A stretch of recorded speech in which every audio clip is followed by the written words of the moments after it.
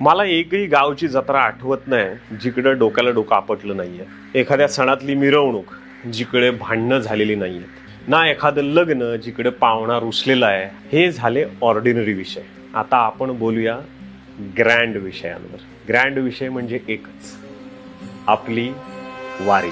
आणि आपली वारी सक्सेसफुल करणारा आपला वारकरी. काय वाटतं तुम्हाला, एवढी मोठी मॅनेजमेंट, एवढी लाखो करोडो लोक, कसं होत असेल हे management? We are talking about micro and macro management. छोट्यात छोटी गोष्ट आणि मोठ्यात मोठी गोष्ट. म्हणजे माऊलींची पालखी सजवण्यापासून तो त्या भाकरीचा ओंडा वळेपर्यंत एवढी ती लांब प्रोसेस आहे. मध्ये एवढी लाखो लोक. काय होत असेल, काय असेल, कुठली मिस्टिकल पॉवर असेल? मला एकच कळतं, हा सगळा अध्यात्म आहे. ही सगळं संतवाणी, ऋषीमुनी आहेत, आपले ग्रंथ आहेत, आपले अभंग आहेत.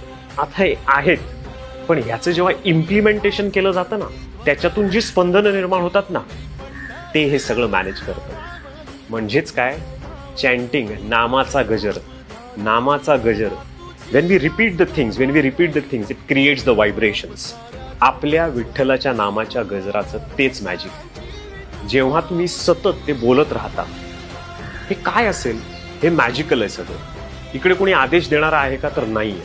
हे सगळं मॅनेज होतंय का? तर ते होतंय का?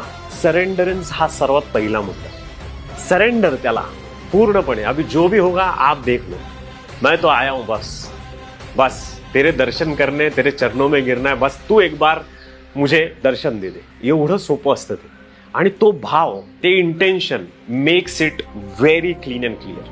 तुमचा आत्मा किती शुद्ध आहे त्याच्यावरच सगळी पुढची संकल्पना आणि पुढची सगळी मॅनेजमेंट होते.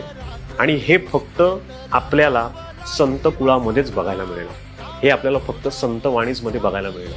हे आपल्याला दुसरीकडे कुठे नाही मिळणार. It is not a corporate world, it is a Mauli's world.